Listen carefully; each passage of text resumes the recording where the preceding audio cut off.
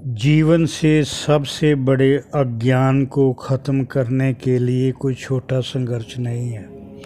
ये आसानी से नहीं हो सकता।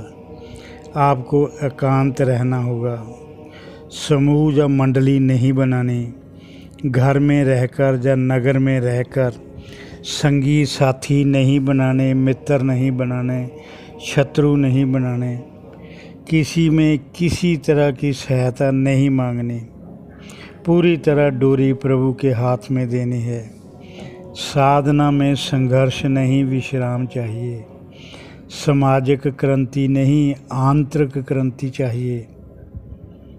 आत्मचिंतन, आत्मनिरीक्षण, आत्म परीक्षण करके मानसिकता को सकारात्मक बनाए रखना है। इसके लिए एकांत जरूरी है, मौन जरूरी है और गुरु के प्रति पूर्ण श्रद्धा, विश्वास व समर्पण बहुत ज़रूरी है। अपने आप को प्रभु से अलग समझना मानव का सबसे बड़ा अज्ञान, और ये थोड़ी कीते ख़त्म नहीं हो सकता। मैं अलग, प्रभु मेरे से अलग। वह मेरे से कहीं दूर अज्ञात स्थान पर बैठे हैं, मुझे उन्हें ढूंढना है। सच्चाई को समझो। सच्चाई यही है कि हर योनि में जीव का स्थायी संबंध केवल भगवान के साथ, कोई भी योनि हो, जीव का स्थायी संबंध केवल परमात्मा के साथ। जीव को शरीर प्रारब्ध भोगने को मिलता है। जीव को प्रारब्ध अनुसार जिस भी योनि का शरीर मिलेगा उसमें आत्मा के रूप में परमात्मा भी चेतन शक्ति, क्रिया शक्ति के रूप में मौजूद होंगे, तो ही वह जीवित रह सकेगा। जीव शरीर के साथ जन्म लेगा परंतु शरीर के साथ मरेगा नहीं।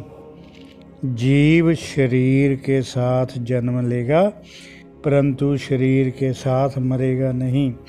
प्रारब्ध पूरी होने के बाद जीव का शरीर से संबंध खत्म हो जाता है और शरीर मर जाता है, परंतु जीव में प्रभु बने रहते हैं व उसे और शरीर मिल जाता है। जीव में जीवात्मा के रूप में भगवान बने रहते हैं, तो ही जीव को अगली योनि मिलेगी। जब तक जीव को शरीर नहीं मिलता तब तक वह सूक्ष्म शरीर के रूप में ब्रह्मांड में घूमता रहता है और वक्त आने पर भगवान उसे दूसरा शरीर देते हैं। आप अपनी बीती जिंदगी को याद करें। माता पिता, बहन भाई, रिश्तेदार जिनके साथ आप अपना स्थायी संबंध समझते थे, वह हमारे सामने शरीर छोड़कर चले गए। हमारे सामने शरीर छोड़कर चले गए, हमसे संबंध तोड़कर पता नहीं कहाँ चले गए। हम रोते बिलखते रहे, हमारी एक न सुनी गई। जीव जब तक अपने आप की प्रभु से अलग समझता रहेगा, जीव जब तक अपने आप को प्रभु से अलग समझता रहेगा, तब तक जन्म मरण के चक्कर में फंसा रहेगा। जब जीव अपने आप को आत्मा ही समझने लगेगा, तब ही उस पर सतगुरु की कृपा होगी और उसके ज्ञान चक्षु खुलने लग जाएंगे। तब ही द्वैत खत्म होगा। द्वैत मतलब मैं अलग, परमात्मा अलग, हर में अलग अलग परमात्मा, उसको द्वैत कहते हैं। जीव की देह केवल प्रारब्ध भोगने को मिलती है। जीव को देह केवल प्रारब्ध भोगने को मिलती है। मानव योनि में नई प्रारब्ध बनाने को मिलती है। वह संचित कर्म खत्म करने की क्षमता भी मिलती है। प्रारब्ध पूरी होने के बाद आत्मा स्थूल शरीर को छोड़ देती है। जीव भी उस शरीर को छोड़ देगा, मगर जीव आत्मा रहेगी। मगर जीव में आत्मा रहेगी और जीव में से भी आत्मा निकल जाएगी तो उसका पुनर्जन्म कैसे होगा? अगर जीव में से भी आत्मा निकल जाएगी तो उसका पुनर्जन्म कैसे होगा? जब तक संचित कर्मों का हिसाब किताब पूरा नहीं हो जाता, जीव तब तक मरण जन्म के चक्कर में फंसा रहेगा। जब हम कर्तापन के अहंकार के साथ अच्छा या बुरा कर्म करते हैं, तब उन कर्मों के अनुसार हमारी अच्छी या बुरी प्रारब्ध बनती है। अगर हम निस्वार्थ भाव से कर्म करेंगे, कर्तापन के अहंकार से रहित होकर कर्म करेंगे, तो प्रारब्ध नहीं बनती। अगर हम जप तप निस्वार्थ भाव से करते रहें तो उससे हमारे संचित कर्म खत्म हो जाते हैं। जब साधक ब्रह्म ज्ञानी बन जाता है, ब्रह्म में निष्ठ हो जाता है, तब भी संचित कर्म खत्म हो जाते हैं और मरण जन्म का चक्कर खत्म हो जाता है। जीव आत्मा का परमात्मा में विलय हो जाता है शरीर छोड़ने के बाद। इसलिए मानव देह का सदुपयोग करें। कर्तापन के अहंकार से मुक्त होकर निस्वार्थ भाव से जप तप करके अपने संचित कर्मों को खत्म करें और इस मरण जन्म के चक्कर से मुक्त हो जाएं।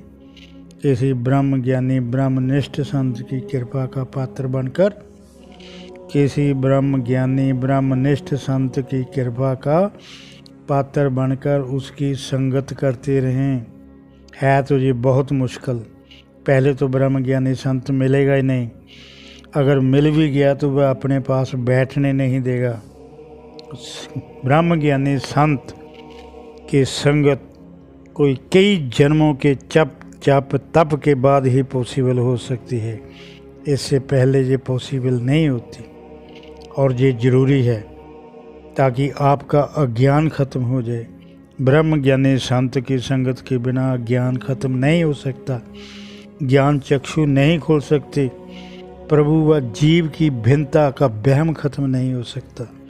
आपको मानव जन्म को सार्थक बनाकर मोक्ष प्राप्त करना है।